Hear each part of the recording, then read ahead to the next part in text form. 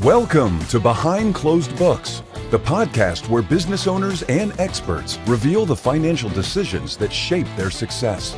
Each episode brings you unscripted stories of turning points, hard calls, and the numbers that changed everything to pivot, recover, and grow.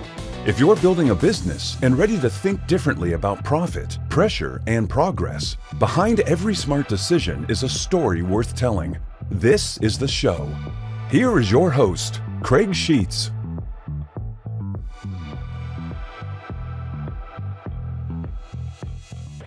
Hello, everybody, and welcome to another episode of Behind Closed Books. I'm really excited today about my next guest, and it's so relevant, the topic we're going to talk about today.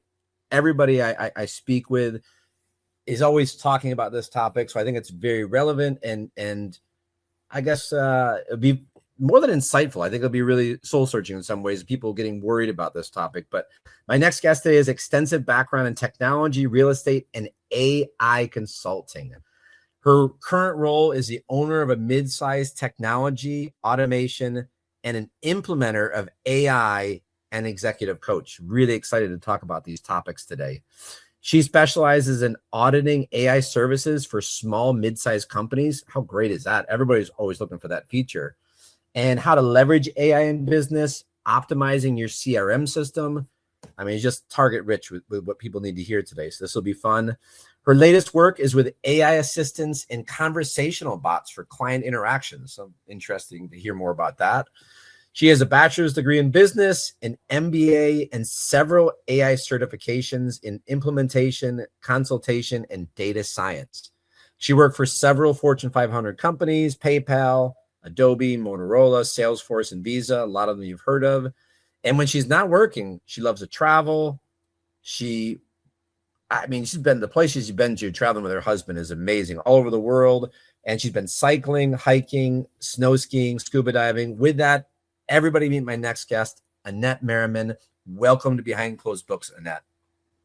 Hi, Craig. It's great to see you again. I am so excited about the topic today. What I thought I'd do is kind of go over at a high level the topics we're going to talk about today and then dive right in. How's that sound? Sounds great. Okay, great. So one of the topics that was mentioned before, and we'll talk about it more, is how to audit AI services for small and mid-sized enterprises. Sometimes people don't even know what AI can do to help them. So to help them audit what's implemented is probably a really beneficial tool for small businesses. What are the advantages of implementing an AI operating system? How to unlock AI and tech services. You may even have things within your own tech that you don't even know you have features, or there may be ways to leverage AI to help you in ways you haven't even thought of. How to know if AI will help my specific industry, and what are some of the best CRMs to use. Everyone talks about Salesforce is the only one, but that can't be true. So I'll be interested to hear more about that.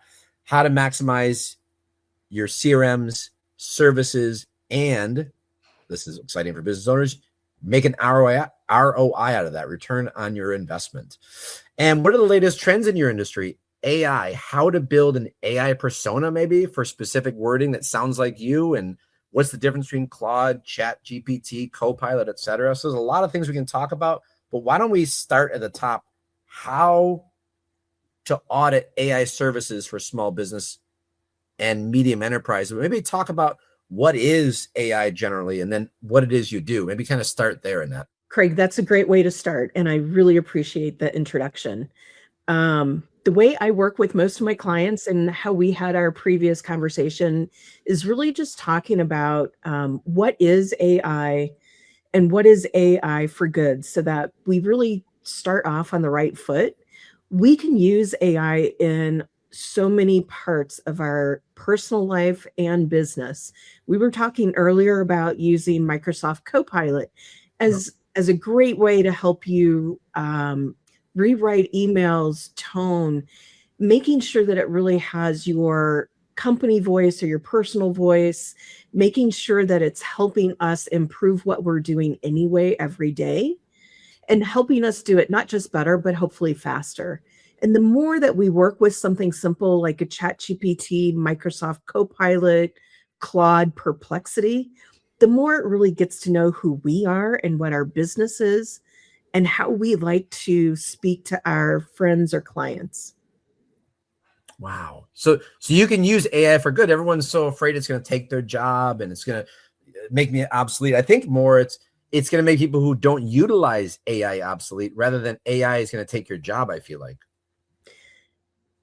I agree. I do not think it's AI's fault that some people might not have jobs. I think in the future, being able to leverage AI appropriately for the task at hand is really the key to success. Right. That makes sense. And when you audit AI services for small and mid-sized companies, I assume they'd have some kind of AI in place. But what if you get to a company and they have no AI? Would you help them build a roadmap and look to kind of different steps you go through to look what AI would help them best? Craig, that's a great question. What I call an AI and automation audit or future ready assessment. I I like use that. those Cool. interchangeably. I would meet with you, the owner of your company, Crestful Accounting, and we'd really start talking not specifically about AI, but tell me about your company. What do Oh, you do every day? What does your team do every day? Are there processes that you're doing all the time, repeating, sending out the same email, sending out reminders to your clients? Now's a right. great time. Yeah. Tax season is around the corner. We've Very got to appropriate. we've got to get after it, right? Yes. 100%. So it might be a customer relationship management system, a CRM system that we start talking about. It could be your email system. You could be using something like MailChimp or something to send out emails. What are you doing today? And let's lay out all those tools and applications and see if there's a theme. We talked a little bit about Microsoft Copilot earlier. So Yes. I'm going to guess you might be a Microsoft shop. That's a Yes. great way to start. Just the basics, like where are you at today with all of the technology you are using? Map that out. That's part of the audit, as I call it, really getting Okay. to know what you're using today, if everything's integrated and leveraging it to the max. A lot of my clients have a CRM system, but they're not using it. They have a great mail system. They're probably not maximizing it. Really Right. getting to know what you're doing, what you have, and then I can lean in and share some expertise and experience on making what you have work better. And then talking a little bit about expanded opportunities for additional tools or applications that would make your job even easier or more pleasant.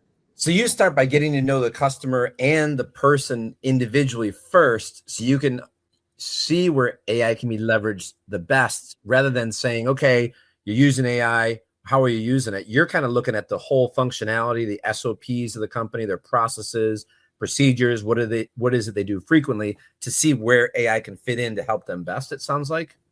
Absolutely. I bring in my 25 years of experience working at Fortune 500 enterprise companies, understanding how they operate, how they leverage processes to be more efficient, get more done, and have a better output.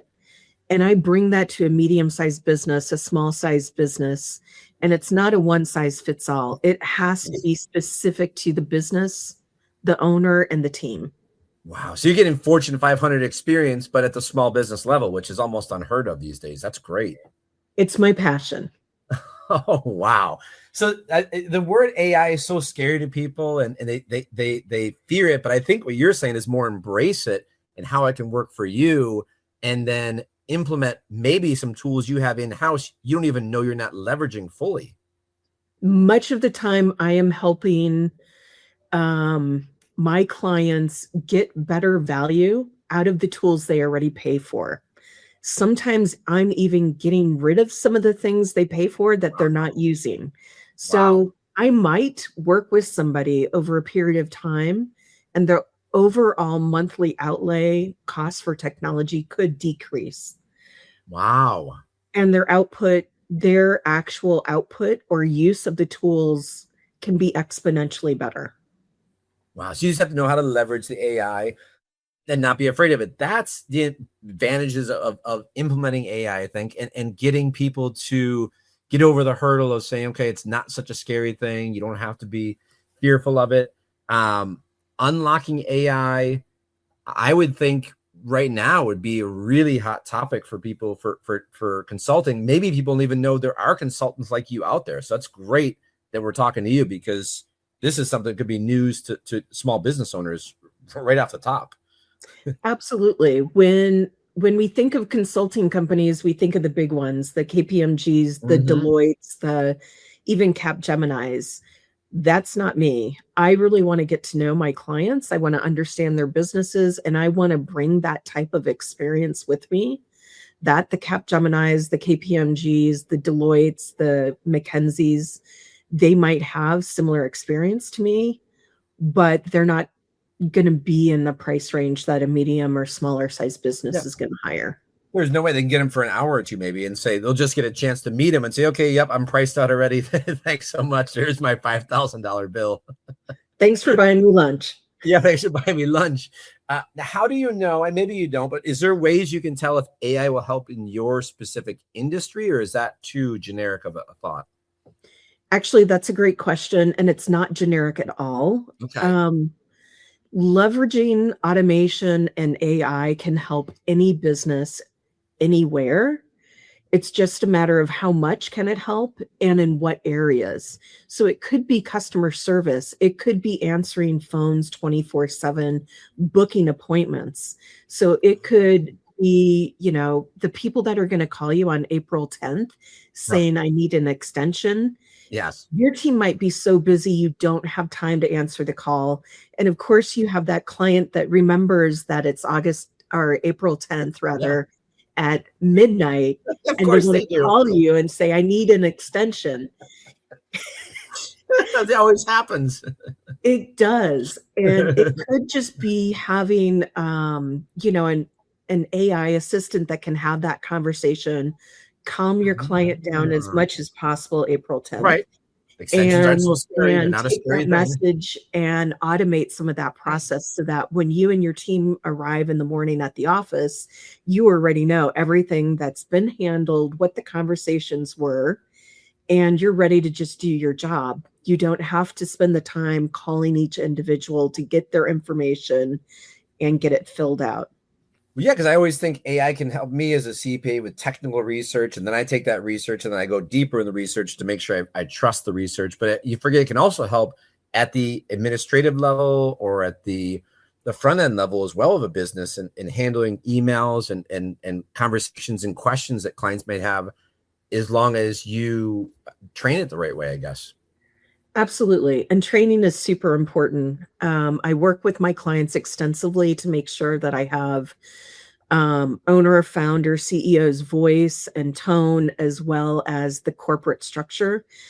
We talk about things like safety and guardrails. We talk about the right tone, the right persona. We work through all of those details to make sure that your company, when it uses AI, it uses it for good, safely, Right. and to the benefit of you as well as your clients. Imagine if your client calls you at midnight and they get this friendly voice telling them, Annette, we know you waited till April 15th, but we're not going to be upset. We're going to take care of you. We're going to tell Craig first thing in the morning what needs to be done, and you'll get a confirmation email when it's completed. We filed your And that way the extension. person feels safe, and it's something that I'd want to say anyway. So it's using a good tonology that we'd be using to begin with. Correct. Wow. And you mentioned guardrails or safe rails. I think maybe I said it wrong, but what do those specifically mean? What could those look like? Really easy, just making sure that your AI is not answering anything that's out of bounds. So we train your AI on what your company is allowed to speak to a client, Right. what it's not allowed to, and you can constrain it however you like, but you feed it the information about your company, about accounting practices that are safe to communicate to a client or somebody in the public, but you also make sure that it's not displaying any or sharing any confidential information, any specific accounting rules that obviously we need the human in the loop there Right. to say what laws or rules apply or don't apply client by client. So we Right. So really if make someone sure asks that a question, it's not going to say, well, this what you're asking about is code section 42321.5 and only follow this rule. What I'm telling you here, we don't want AI doing that. We would want the CPA Craig doing myself that. doing that. Okay. Absolutely. But Just like I don't want to give out stock advice, saying, oh, buy this stock or sell this stock. That's nothing I would do. I wouldn't want to touch that with a 10-foot pole. exactly. It would merely say Craig is out sleeping at midnight right now. Which is normal. But I'm going to tell Craig that you need to file your extension. And definitely, if you're in the US, it's April 15th. You need to have those taxes finished. Right. Okay. So you can feed it information so it knows, and what it almost the opposite as well is like these things are out of bounds or just follow in these scope right here and don't go outside these guardrails, or did you say guardrails or bumpers? I forgot the word We you call them used. guardrails, but I yes, like it's that. safety. I like that word. Yeah. I never thought about that with AI. I thought, all right, just let AI have at it. But as you mentioned, the dangerous things that could happen on the back end, I never even thought of. I'd be like, yeah, let it have at it. Answer it any way it wants. I'm like, no, I don't want that to happen. It could give bad advice. Exactly. Just Oh my like God. imagine it's your assistant. You wouldn't Oh let yeah. your brand new assistant answer very many questions. Yeah. No tax questions. That's for the CPA. If it's questions about how workflow works or if, what we can do to help, absolutely. That makes perfect sense because it is, in a sense, an assistant, and it's virtual. It's not human, but it still is an assistant to you in one way or the other. That's a great way to think of it. Okay. And then is there a way that you can, well, I guess, could you train it to sound like you in some ways and maybe teach it how you sound? Now you're getting me really excited. Okay. I Um, want to deep dive here. Yes. So I have been working a lot with 11 Labs, cloning my voice. So you can clone your voice Oh and my it God. can sound exactly like you. It takes a little bit of work, but you can do that. Really? You can also choose a lot of different voices. And then uh, another favorite thing that I've been working with is a visual clone of myself and some of my clients so that Oh my if you wanted to send a video recording to all your clients on April 10th, that we will be extending you automatically if you Yes, haven't completed your taxes. it's It can happening. be Craig lookalike Oh my God. clone, and it can sound like you and look like you and send this great message out. And it's essentially no work on you to do the video recording of your clone. Oh And they my get your God. beautiful voice, your beautiful face, Oh my and God. your caring concern taking care of their business So in a you video. feed the data in the back end. You might say like, hey, I understand everybody, you haven't filed your extension yet. It's time to file your extension. I feed it what it wants to say. And then the avatar, whatever you want to call it, would actually be saying the words that I'm feeding in the back end. Yes, and I'm seeing a lot of clients leverage that. So that again, you asked me about industries. Yeah. It's great for anybody that's really busy, but wants their face to be out there with a client, making the client feel at ease, comfortable, and that they're sharing information. So I've worked recently with real estate agents, lenders, Yeah. maybe a CPA or Yeah. tax accountant. There we We go. don't know. The I like the that. opportunity is out there for anybody in any industry, really, to lean in and get more personal with your customers and clients. And I imagine the more high frequency of your processes or procedures, the more usage you probably get out of AI, I imagine. Yes, that's why I always start talking about operations, process, automation. And once you get that infrastructure working well, then we add on AI, but not usually the other way around. Because I would have thought the other way around and say, okay, we're going to put the AIs in and then we'll figure out what you need afterwards. But you actually get to know the person more at the human level, the business at the business level, what happens, their life cycle, their, what in January, what are you busy doing? In June, what are you busy doing? In December? And then you understand the product life cycle or the service life cycle, the tonality of the people, what do you experience high frequencies of. So that's really clever. I never would have thought of it that way. I really like to be that business partner, not just a consultant that shows up and leaves in whatever, a day, a week, a month, but really the business partner that understands your business cycles. We work together to make sure your systems are working well. And then we add AI, we add that clone that's super cool, but Right. you have to make sure you can send that clone's message to your clients in the right, voice or right email Right. campaign, whatever. Mhm. And you could probably I imagine if I know I'm gonna be busy on April 10th and I don't want to be recording the message April 10th, could I record it, or could someone record it on January 1st when they're not busy and have it either scheduled to go out later or have it available to send out later? That is a perfect use case. So right now I'm busy with certain clients because December, January is kind of a dead time for their Mhm. vertical. So we're doing a lot of prep now so that when they get busy, they have everything prepped and ready to go in April, May, June. And then you can just, okay, hey, today's ready to send the February 1st email to business clients to get their stuff together. Today's the February 28th message to say we're going to extend to business clients. Today's the April 1st message to say we're extending. And you just press the buttons and bam, bam, bam. And can it do distributions or just corporate clients, just individual clients? You can feed who it's going to be sent to. Yep. What you're referring to is probably a customer management system, a CRM. Right. And Okay. we can schedule anything depending on the CRM. You can do anything you want. Slice and dice your clients so they get a spot on message on who they are from you, Right. making sure they get it in a timely manner. So it's scheduled, it's previewed, it's read, it's proofed, and whatever message or communication goes out to them in a timely manner in whatever mode you want to send it in. And it's just a press of a button at that point rather than a stress factor. Well, and it'll send automatically. What? We Really? schedule it. Hmm. That's really cool. So it's not even something you have to think about. You could have it scheduled in January to go out later in the year.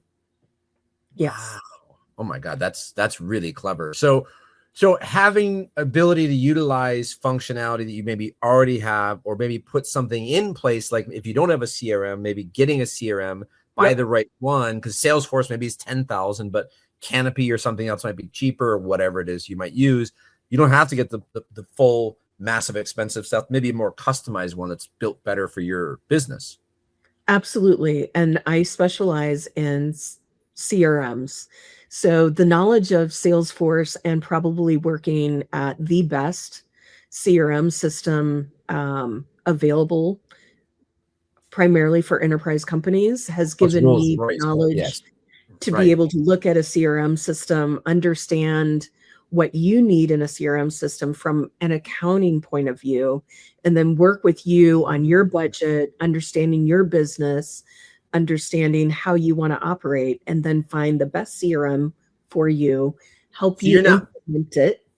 okay. So you're not biased going in and saying, well, it's going to be Salesforce. It doesn't matter what they do. You look at the company first and say, what's best fit for them, Right. not the account. Because many times verticals have specific CRM systems that are already catering to their needs.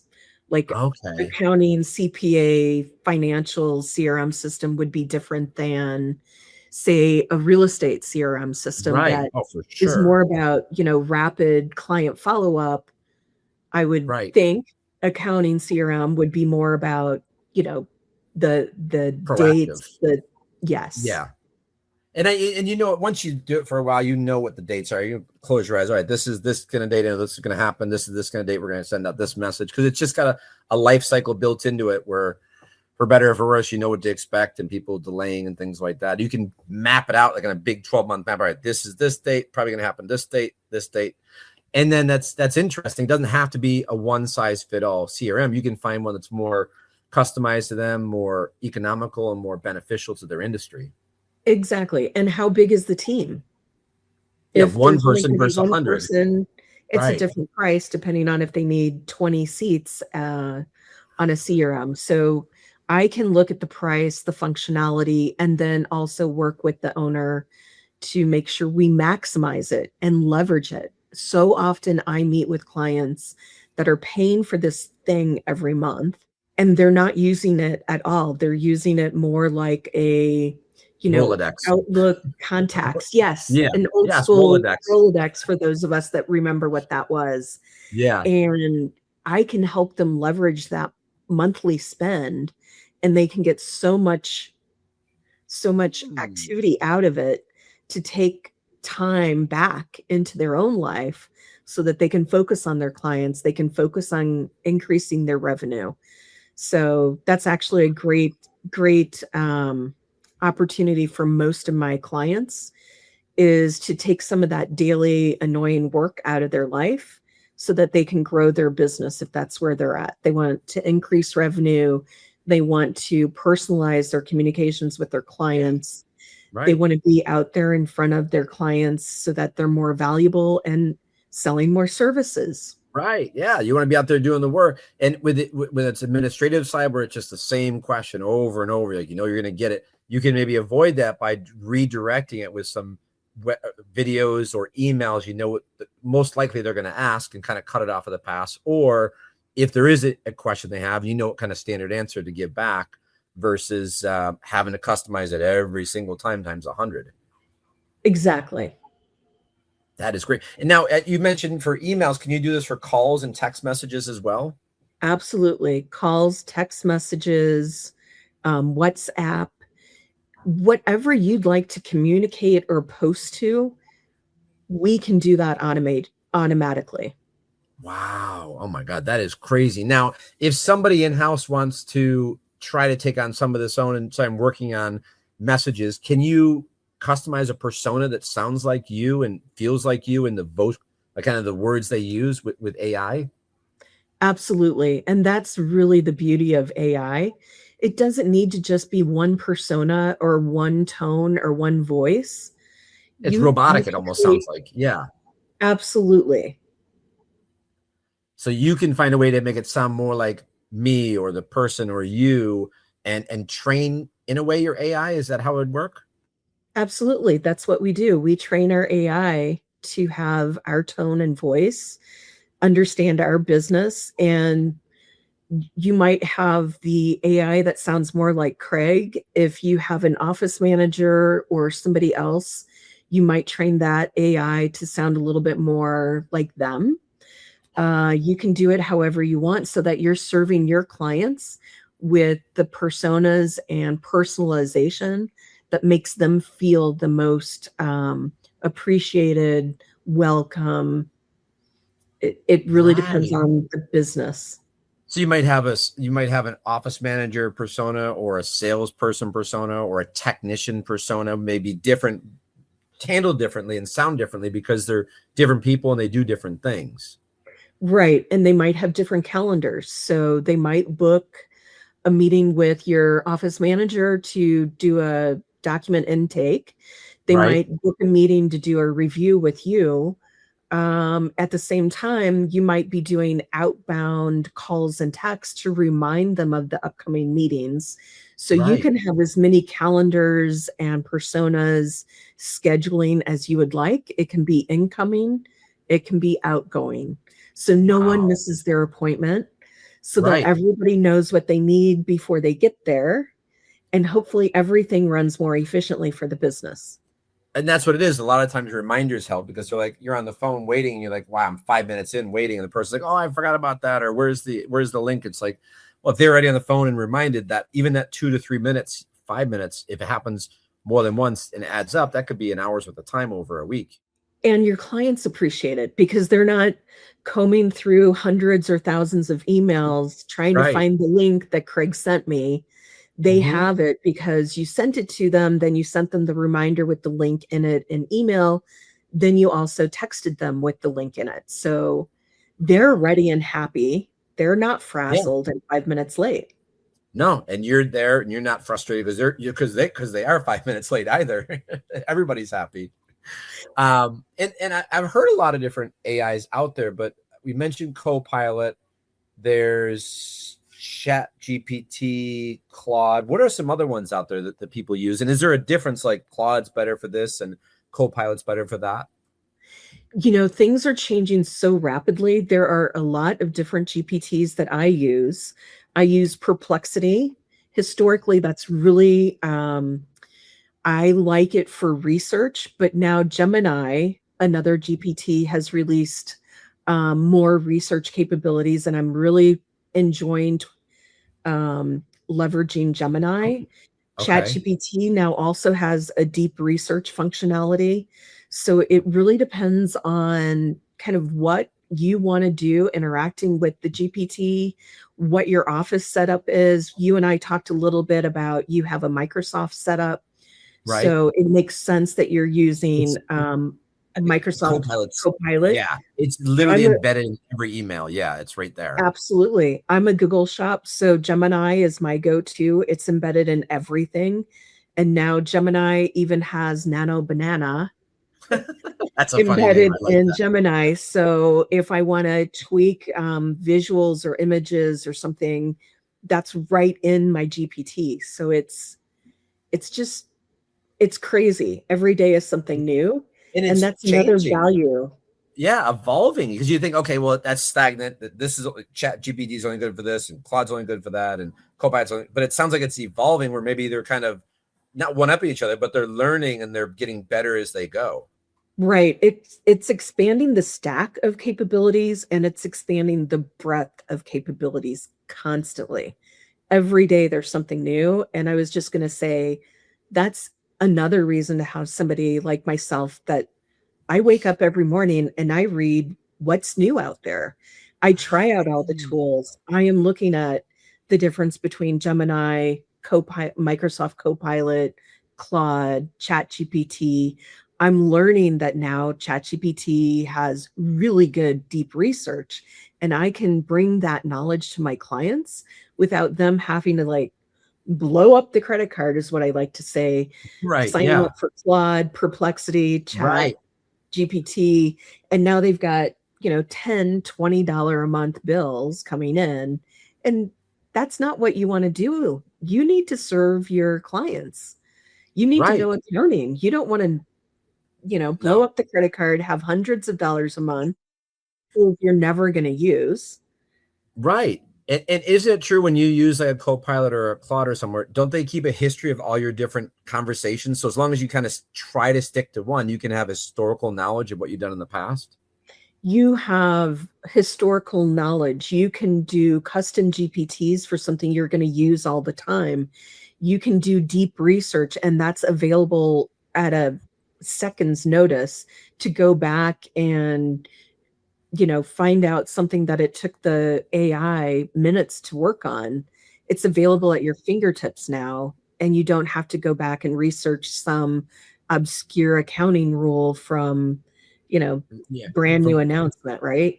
And you It can call it a name. Can you say this is whatever, whatever you want to call it? Yep, accounting And rule you, ABC. yeah. Oh my gosh. And then you real, okay, I'm looking for accounting rule ABC. Oh, I'm looking for accounting rule XYZ, and you can read it right from the chat, or from the Correct. saved name of the chat, I should say. And then the other thing I really enjoy, and it's important for people to understand, is while AI is great, obviously we talk a little bit about human in the middle. So Mhm. human always reviewing, testing, confirming the accuracy of AI. But 100%. also you can ask your GPT for references. So you can go to the articles that it is using to give Right. you the Oh, output of the research. So you can go to that specific accounting. yes, code sections and regulations. I'll always say, tell me the code sections you got this from. And then I'll go down, all right, I'm going to IRC 20.321 or 529 or whatever the code section is. And I'm going to go into that research to researcher to make sure what I'm getting in the data is correct. Trust but That's verify. exactly right. Trust but verify. Trust, verify.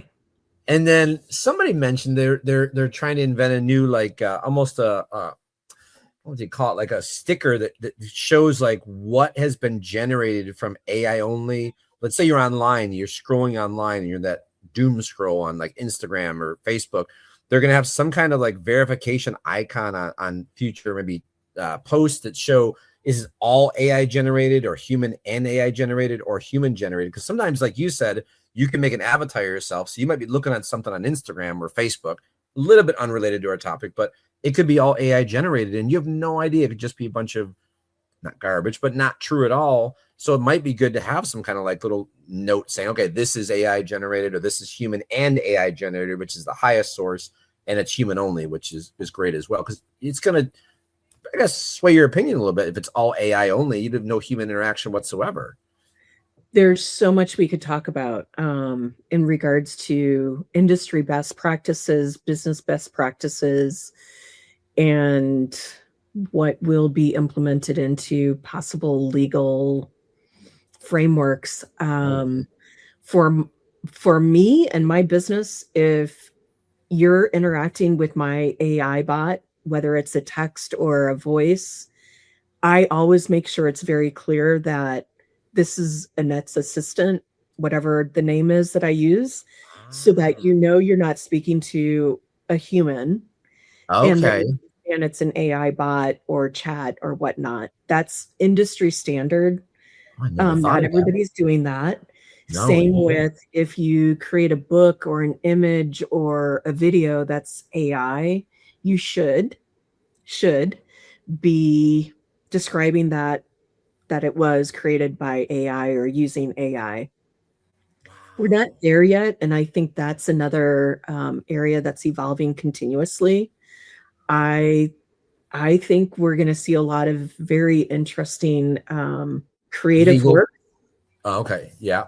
I was thinking legal cases against people that are using AI. Yeah. Sorry. Go ahead. I jumped the gun. I apologize. No, it's super interesting. I was trying to refer to something I read this morning. 11 Labs just announced 11, I think, records, and it is actual well-known artists that have created new works of art using AI and their artistic capabilities. So that I just read about it this morning. It could have been announced last week, but it is evolving every day. Wow.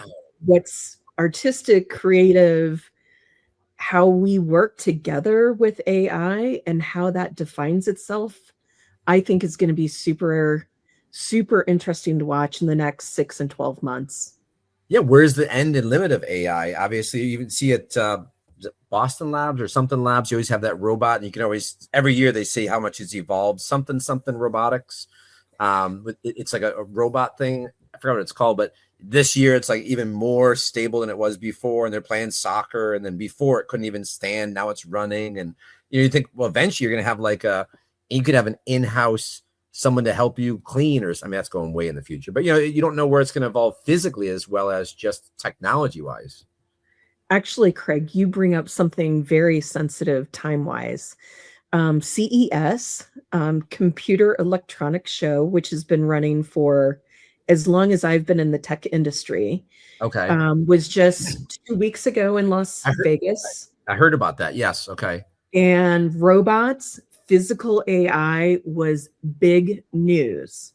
So Okay. across the board, they are showcasing robots, two-legged robots that can kind of walk and run like humans, robots on swiveling rollers, robots that serve you in restaurants, robots that can clean your house. Robots are today. Oh It's my gosh. super interesting. Wow. You think self-driving cars, you think ChatGPT, and now you're thinking, wow, they could be physically among us as well and functioning in the role of a driver or a bartender or someone cleaning the house or whatever it may be, even lifting up heavy things at a manufacturing plant that a human couldn't do. Maybe you can strap on like a robot suit and become stronger, or maybe the robot will lift it for you instead of you hurting yourself. Industry, manufacturing is already using robots so much. Oh, really? Okay. It's safer. It's precise. They don't get bored. They can work 24/7. They don't take Sundays off work. They work on Christmas. No They coffee don't breaks. care it's April 15th. They just work 24/7. No April 15th tax filing, no coffee breaks. Nope. They just They work. don't care. Oh In my fact, they God. don't There get is so yeah, exactly. Yeah. There's so many ways to use AI, and where you're at the forefront, and you have so much at your fingertips to help people out. I think that's amazing to learn all the different ways and every aspect. It can affect your life, both from your personal home to manufacturing the products you buy to your business. And if you're a business owner, especially how to leverage it. That's great. I think it's really exciting, the topic. And there's so many things we could talk about. I talk probably for hours about this, about all the different aspects of AI. But I think someone working with you would be helpful. But maybe before we go through that, maybe just talk about you and like your journey, how you got to where you are, not so much business wise, but personally, where you're from and where you grew up and things like that. Thanks, Craig. That's super, super welcome. I'm from the Midwest. Oh, So okay. I started my career in the Midwest with Motorola when it was the #1 company to work for. Oh, it was a hot company for a while. Yeah, it was the company to work at. It was a few years ago. Chicago, or where was that based out of? I was in Chicago, so I am a good Midwestern girl. So that Yes. is why, I'll talk about my evolution to where I am today. I worked for Motorola all over the world, all over the United States, moved out here to the Bay Area in 1999, right in the heat of the internet boom. So Yes, I huge. saw the mobile phone boom, the internet boom. Now I'm in the AI boom. And, I just have a desire and passion around technology and how to use it, whether it's, a mobile phone where years ago when they did studies, everybody said they didn't want a mobile phone in the car. Right. Now people can't even get in their car with I can't get in my Tesla without my phone. If you forget your phone in the car, you're like, I'm turning around. I'm going back home. Exactly. My car won't even open for me without my phone. Oh, you got the smartphone, right? With the I got doors the Tesla. opening. It requires the phone. And then, I learned the payments industry working with big financial institutions, Visa, PayPal, worked in e-commerce for a long time. So near and dear to my heart, the internet, e-commerce. And then my most recent company before I started my own was Salesforce. So you want to really embrace automation, leveraging AI, understanding how the sales and marketing process works. That was, my last enterprise job. And when I decided to start my own company, I want to bring that technology, knowledge, experience to medium-sized businesses, smaller businesses, so that we can all remain competitive. And I'm a small business. I want to maintain my competitiveness. And I know what it's taken me to build this business over the last year. I put in the infrastructure myself. I actually built my own website initially. So I know how hard it is. And I want to really help businesses be successful, get the right clients, get that giving back that I think is so important, going back to my Midwestern roots. Oh, that is amazing. Did you still have family back in the Midwest, or any family out there? Or Family and friends, absolutely. Wow. And was it right in Chicago, or was it suburb of Chicago you're raised in, or that area? I was raised down south, but mostly my time as an adult was all in Chicagoland. Wow. And then did any of your friends, anybody move out where you are now? You're in the West Coast now. You're in California. Yep. I'm San Francisco Bay Area, and I've been here for 27 years. Wow. Yeah, so I've seen the technology change, and I am a technology nerd. It's changed the whole city. It's changed everybody. But San Fran, I imagine, has had a lot of changes in the last 27 years. Yep. As a result of it. And the big businesses out there, I mean, everybody thinks, oh, technology is West Coast. You don't think of it as East Coast. We think, oh, the techs out there, Silicon Valley, San Fran, and Cupertino, and San Jose, and all that stuff is big tech.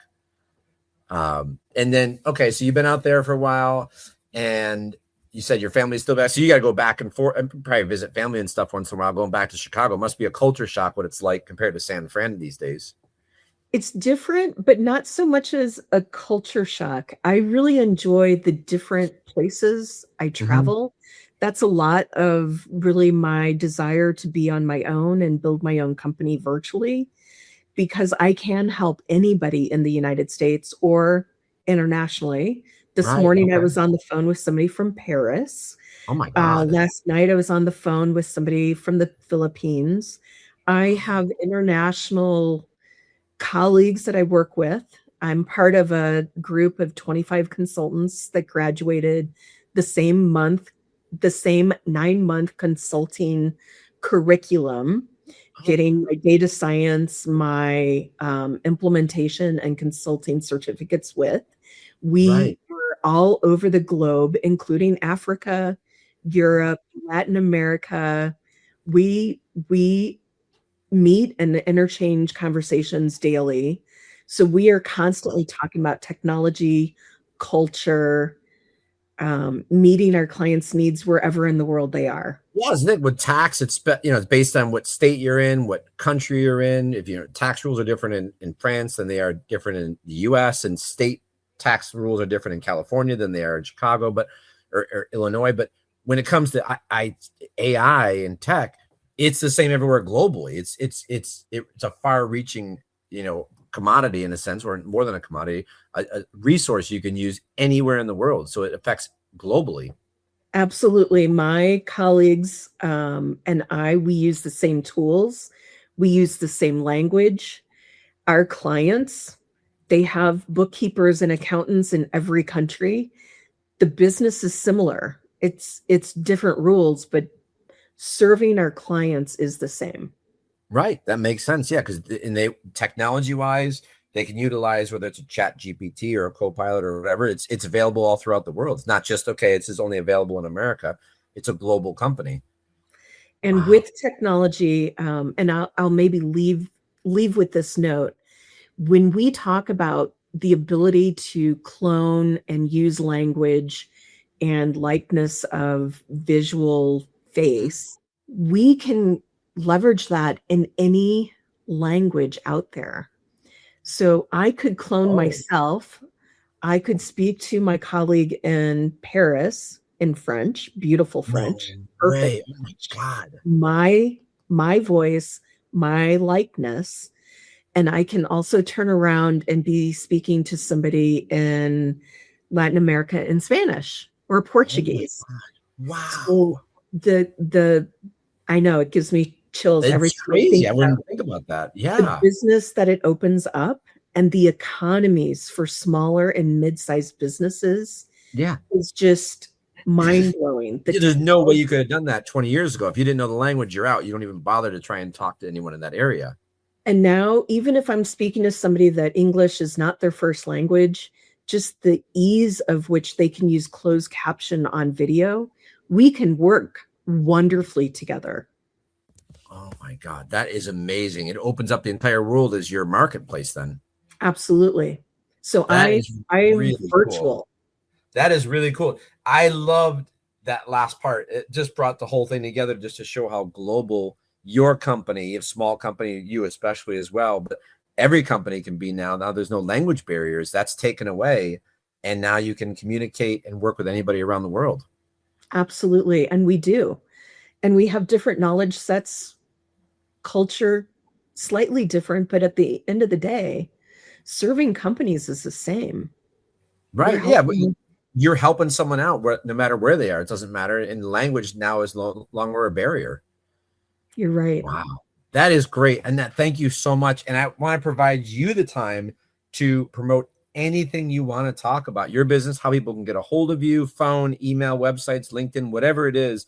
Let everyone know how they can get a hold of you and how you can help other people. Well, definitely visit me at my website, imagineaiconsulting.ai. AI. Feel free to visit me also on LinkedIn, Annette Merriman or Imagine AI Consulting. And then if somebody would like to communicate to me using my mobile phone, that is 415-632-8272. And it's a +1 for WhatsApp or international calls. That is great. I'll make sure everybody gets that and everybody has a chance to communicate with you. I think my listeners are going to be really excited to hear about this topic. There's so many interesting ways they can utilize AI, and when they don't know what to do, definitely coming to you to help will be a huge advantage for them and to grow their business. Thank you so much. Thank you so much, Craig. And it was great to meet everybody out there watching this. Thank you so much, and look forward to the next recording, and take care, Annette. Take care. Have a great day. Behind Closed Books podcast requires more than a conversation. It takes action, research, and collective wisdom. If today's episode resonated with you, we'd love to hear your insights. Join the conversation and help us shape the future together. We'll be back with more stories, strategies, and real-world solutions that are making a difference for everyone. In the meantime, be sure to subscribe, rate, write a review, and share it with someone you think would benefit from it too. Thanks for listening, and we'll see you on the next episode.